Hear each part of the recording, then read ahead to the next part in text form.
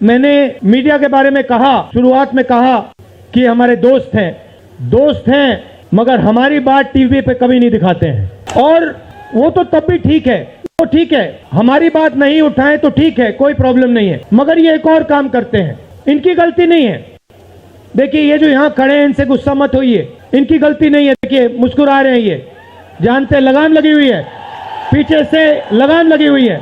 मगर इनके जो चैनल हैं ये भी नफरत फैलाने का काम करते हैं।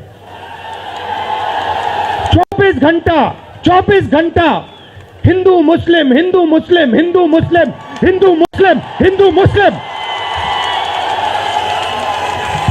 ये सच्चाई नहीं है भाइयों और बहनों। मैं चला हूं कन्याकुमारी से यहां तक, ये सच्चाई नहीं है। ये मीडिया में चलाया जाता है, फैलाया जाता है। ये देश एक है। इन सड़कों पे लाखों लोगों से मिला हूं, सारे के सारे एक दूसरे से मोहब्बत करते हैं, प्यार करते हैं, गले लगते हैं। तो सवाल उठता है, क्योंकि ये नहीं कर रहे हैं, इनके पीछे जो शक्ति है, इनके पीछे जो शक्ति है वो कर रही है। तो सवाल उठता है ये क्यों हो रहा है, जब सच्चाई ये है कि देश का आम नागरिक, चाहे हिंदू हो, मुस्लिम हो, सिख हो, ईसाई हो, किसी भी जात का हो, वो एक दूसरे से प्यार करता है, मोहब्बत करता है, एक दूसरे की इज्जत करता है। 90% लोग इस देश के एक दूसरे से प्यार करते हैं, मोहब्बत करते हैं, इज्जत करते हैं। देखिए मेरे सामने, ये देखिए, घूम के देखिए, ये जैन मंदिर है, गुरुद्वारा है, मंदिर है, मस्जिद है, ये है हिंदुस्तान। ये सच्चाई है हिंदुस्तान की, और ये नई बात नहीं है, ये हजारों साल से इस देश की सच्चाई है। प्यार से ये देश मिलकर एक साथ रहा है। तो सवाल उठता है, ये जो मीडिया के लोग हैं, ये नहीं, जो इनके पीछे हैं, ये नफरत क्यों फैलाना चाहते हैं? आपने कभी पूछा अपने आप से कि मीडिया 24 घंटा कभी मोहब्बत की बात नहीं करेंगे? कभी आपने देखी है? कभी टीवी पे देखा कि देखो एक हिंदुस्तानी दूसरे हिंदुस्तानी से गले लग गया? कभी देखा? नहीं, कभी नहीं दिखेगा। सही बात है ना? सही बात, कभी नहीं दिखेगा। इसका कारण है भाइयों और बहनों, मैं आपसे पूछना चाहता हूं, आप में से किसी का कभी जेब काटा गया है? आपका जेब काटा गया? आपका जेब काटा गया? तो जब जेब काटा जाता है, आपका काटा गया ना, तो जब कोई आपका जेब काटता है तो वो क्या करता है? सबसे पहले उसे क्या करना पड़ता है? नहीं, ब्लेड तो बाद में आता है, मगर पहले क्या करता है? पहले वो आपके ध्यान को इधर करता है, आपके ध्यान को लेकर उधर ले जाता है। भाइयों और बहनों, ये जो करा जा रहा है आपके ध्यान को हटाने के लिए किया जा रहा है, और ये 24 घंटा करते हैं और फिर आपकी जेब काटी जाती है। बढ़िया, क्योंकि सच्चाई है। 24 घंटा हिंदू मुस्लिम, हिंदू मुस्लिम, हिंदू मुस्लिम, और फिर जो भी आपका पैसा है, किसानों का, मजदूरों का, आपके एयरपोर्ट, आपके पोर्ट, आपकी सड़कें, सीधा किसके जेब में? इनके मालिक के जेब में। इनको कौन चलाते हैं? नाम बताओ। देखो सब जानते हैं, पूरा हिंदुस्तान जानता है। भाइयों और बहनों, ये नरेंद्र मोदी जी की सरकार नहीं है, ये अंबानी अदानी की सरकार है। ये सच्चाई है, और ये पूरा लक्ष्य इनका आपके ध्यान को इधर से उधर, उधर से इधर करने का है। मैं 2800 किलोमीटर चला हूं, 2800, मुझे कहीं नफरत नहीं दिखी, कहीं हिंसा नहीं दिखी, कहीं मारपीट नहीं दिखी। मगर जब मैं इनका टेलीविजन खोलता हूं, 24 घंटे मुझे मारपीट, हिंसा, नफरत दिखाई देती है। क्यों? क्योंकि ये आपका ध्यान इधर से उधर ले जाना चाहते हैं। जो सच्चे मुद्दे हैं उस पे आपका ध्यान गलती से ना चला जाए। जैसे जब कोई आपकी जेब काटता है, वो चाहता है कि आपका ध्यान आपके जेब पे गलती से भी ना चला जाए। ये हो रहा है इस देश में। तो आपका ध्यान कहां जाना चाहिए? मैं आपको बताता हूं। सबसे पहले आपका ध्यान जो हिंदुस्तान के युवा हैं उनकी ओर जाना चाहिए। आप किसी भी युवा से पूछ लीजिए, वो आपको बताएगा मैंने इंजीनियरिंग की, मैं डॉक्टर बनने के लिए पढ़ा, मैंने आईएएस के लिए तैयारी की, मैं जज बनने की कोशिश कर रहा था। पूछो क्या किया, पढ़ाई की, कितने साल की, स्कूल, कॉलेज, यूनिवर्सिटी सब पढ़ लिए, और फिर क्या हुआ? आज क्या करते हो? मजदूरी करता हूं, पकौड़े बनाता हूं। बेरोजगारी क्यों आई? मैं आपको बताता हूं। और जो हमारे छोटे व्यापारी हैं, जो स्मॉल और मीडियम बिजनेस चलाते हैं, आप अच्छी तरह सुनिए, क्योंकि आप इस देश के भविष्य हो। अगर इस देश को कोई रोजगार दे सकता है तो इस देश का किसान और ये जो छोटे व्यापारी हैं और स्मॉल और मीडियम बिजनेसेस चलाते हैं ये लोग हैं। क्यों? क्योंकि ये लाखों हैं, ये लाखों में हैं, और कोई 100 लोगों को रोजगार देता है, कोई 500 को देता है, कोई 1000 को देता है, कोई 25 को देता है, कोई 35 को देता है, और ये लोग देश को रोजगार देते हैं। अब इनकी बात करते हैं। ये 24 घंटे लगे रहते हैं, बैंक के दरवाजे इनके लिए बंद होते हैं। हिंदुस्तान के 2-3 अरबपतियों को 1 लाख करोड़, 2 लाख करोड़, 3 लाख करोड़ ऐसे दिया जाता है। ये बैंक के सामने जाते हैं, इनको धकेल के निकाल दिया जाता है। राइट? अब क्या?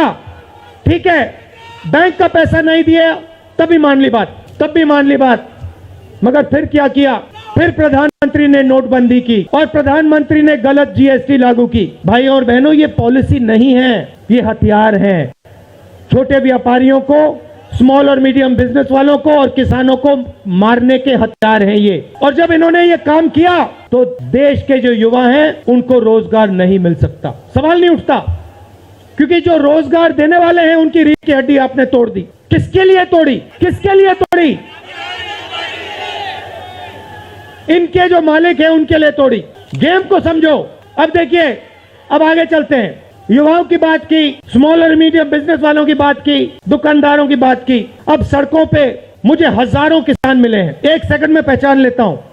जैसे ही हाथ मिलाता हूं समझ आ जाता है ये मजदूर है या ये किसान है, हाथ से पता लग जाता है, छिले हुए हाथ होते हैं। अच्छा, एक और सवाल है जो मैं सोच रहा हूं। प्रेस वाले ने मुझे पूछा क्या आपको ठंड नहीं लगती, और मैंने सोचा ये मुझसे पूछ रहे हैं, ये हिंदुस्तान के किसान से क्यों नहीं पूछते, ये हिंदुस्तान के मजदूर से क्यों नहीं पूछते, ये हिंदुस्तान के गरीब बच्चों से क्यों नहीं पूछते। फिर कहते देखो 2800 किलोमीटर चल लिए, कोई बड़ी बात नहीं है, पूरा हिंदुस्तान चलता है, जिंदगी भर चलता है, किसान चलता है, मजदूर चलता है, फैक्ट्री में जो काम करते हैं वो चलते हैं। तो हमने ये कोई बड़ा काम नहीं किया भाइयों और बहनें, पूरा हिंदुस्तान करता है, रोज करता है। हम 2800 किलोमीटर चलते हैं, किसान शायद जिंदगी में 10,000, 15,000, 20,000 चल लेता है। तो मैं चाहता हूं कि ध्यान सही जगह जाए। अब बीजेपी ने धर्म की बात उठाई है, हिंदू धर्म की बात करते हैं। मैं आपसे पूछना चाहता हूं, हिंदू धर्म में कहां लिखा है कि गरीबों को, कमजोर लोगों को कुचलना चाहिए? कहां लिखा है? कहां लिखा है कि कमजोर लोगों को मारना चाहिए? कहां लिखा, मुझे बताओ। मैंने तो कहीं नहीं पढ़ा। मैंने गीता पढ़ी है, उपनिषद पढ़े हैं, कहीं नहीं पढ़ा मैंने। आपने पढ़ा कहीं? गले लगाने की बात होती है। अच्छा ठीक है, देखिए अब ये लोग देश में डर फैला रहे हैं। नफरत नहीं दिखी मगर डर दिखा। किसके दिल में डर? किसान के दिल में, युवाओं के दिल में, छोटे दुकानदारों के दिल में, स्मॉल और मीडियम बिजनेस जो चलाते हैं उनके दिल में, माताओं बहनों के दिल में। मुझसे कहती है राहुल जी, बीजेपी की सरकार में हम तो सड़क पर, शाम को सड़क पर नहीं निकल सकते, तो डर फैला दिया है। भाई अच्छा, आपने शिव जी की फोटो देखी है? उसमें उनका हाथ ऐसे देखा आपने? इसको क्या कहते हैं? इसको क्या कहते हैं?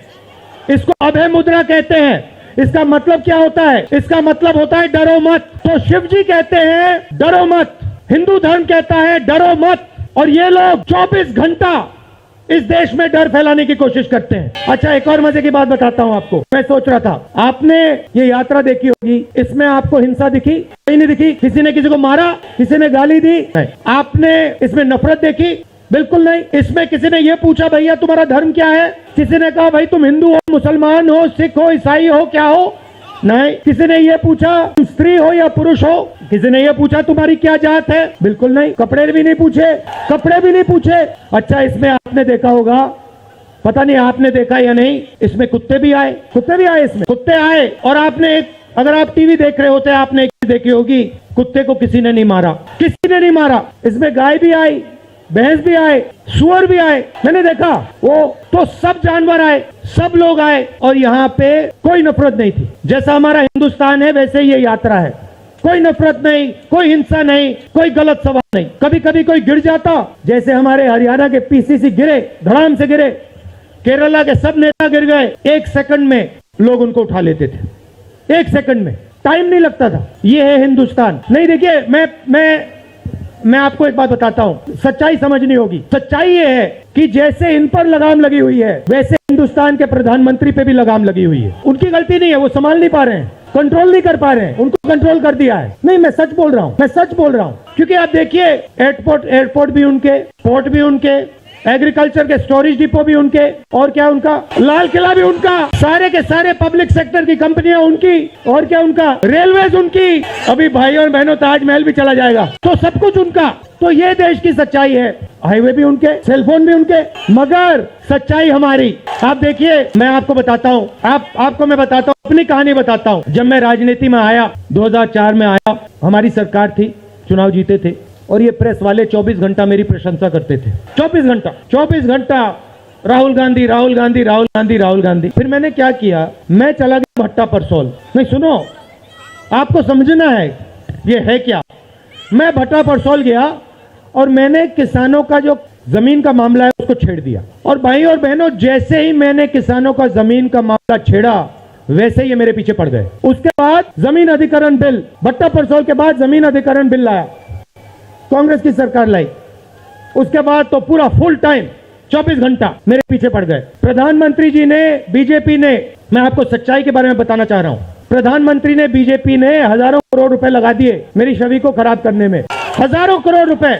और आपने देखा होगा, मैंने एक शब्द नहीं बोला, बिल्कुल चुप, बिल्कुल चुप, मैंने एक शब्द नहीं बोला। मैंने ये नहीं बोला भैया ये गलत बोल रहे हैं, ये ठीक नहीं है ना, मैं बिल्कुल चुप, क्योंकि मैंने कहा चलो देखता हूं कितना दम है। और लगाया, पूरी की पूरी मीडिया लग गई, व्हाट्सएप पे लगाया, फेसबुक पे लगाया, सब जगह 24 घंटा राहुल गांधी के बारे में कुछ नहीं बोला, मैंने पूरे देश में फैला दिया। और फिर 1 महीने मैंने आपको सच्चाई दिखा दी और पूरा खत्म। देखो सच्चाई कैसे काम करती है, सच्चाई को छुपाया नहीं जा सकता है, कहीं ना कहीं से सच्चाई बाहर आ जाती है। और ये यात्रा हिंदुस्तान को जोड़ने की है, क्योंकि इस नफरत से, इस डर से हमारे प्यारे देश को नुकसान हो रहा है, ये सच्चाई है। और इसीलिए हमने ये यात्रा कन्याकुमारी से लेकर कश्मीर तक शुरू की है।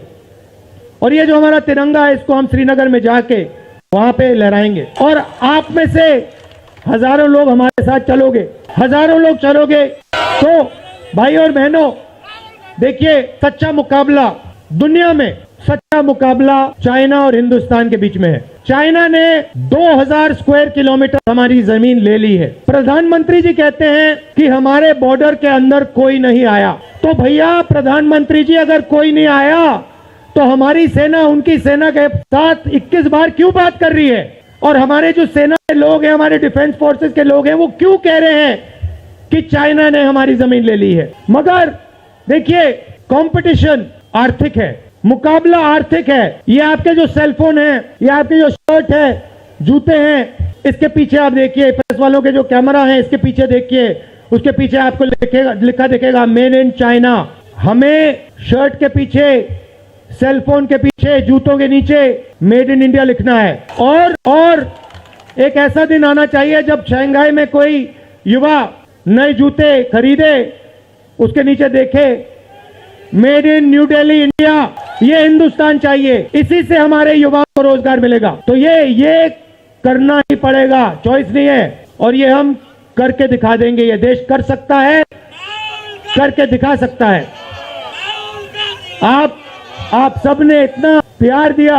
मैंने भाषण में राजस्थान में कहा था, आपके नफरत के बाजार में हम मोहब्बत की दुकान खोलेंगे। आपने लाखों दुकानें खोल दी हैं। आप सबका दिल से बहुत बहुत धन्यवाद। नमस्कार, जय हिंद।